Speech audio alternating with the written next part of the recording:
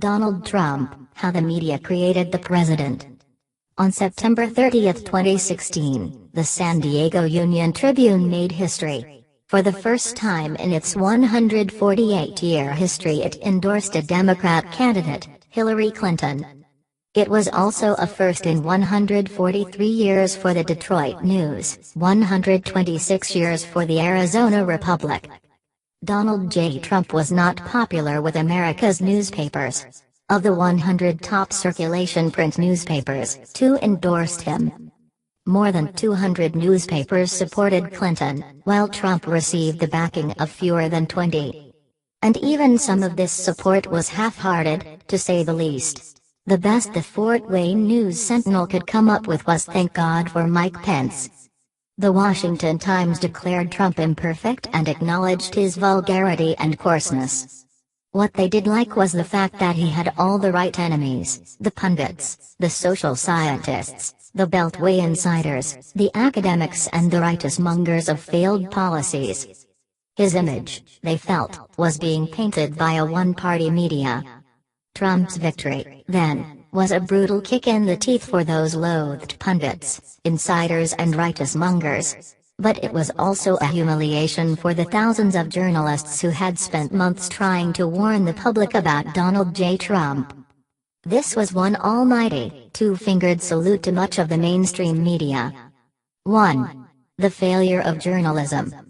Professor Jeff Jarvis, of the Tonight Center for Entrepreneurial Journalism, City University, New York, and an enthusiastic and active supporter of Hillary Clinton, stated it simply: "The mere fact of Donald Trump's candidacy is evidence of the failure of journalism," he believes. He, like many other members of the liberal media class, feels Trump's success is a sign that the media failed to communicate the truth with enough force. He believes equating the issue of Hillary Clinton's email server with all of the criticisms of Donald Trump in the name of balance was misleading. 2. The triumph of television. His solution was to create his own staged Nixon TV specials and offer them to TV stations. 48 years later, CNN was effectively doing the same for Trump, for free. The enthusiasm for Trump at CNN was simple: ratings.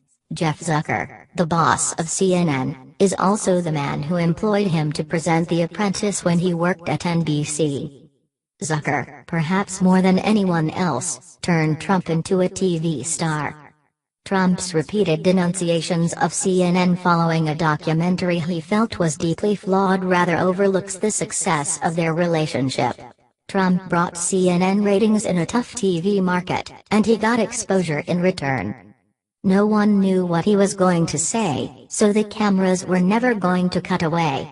We now have an unpredictable and telegenic president, whom the cameras and ratings will follow wherever he goes. 3. The alt-right movement. During the summer of 2016, Donald Trump stated again and again that Hillary Clinton invented ISIS. It's not a claim that receives much support in most newspapers or websites. On Alex Jones' InfoWars site, though, it was big news. The site also features claims that Clinton has a secret satanic network and has Parkinson's disease, as well as dozens of other conspiracy theories.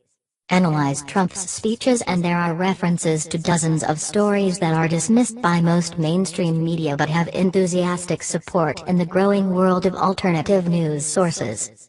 And this fringe is generating large amounts of traffic.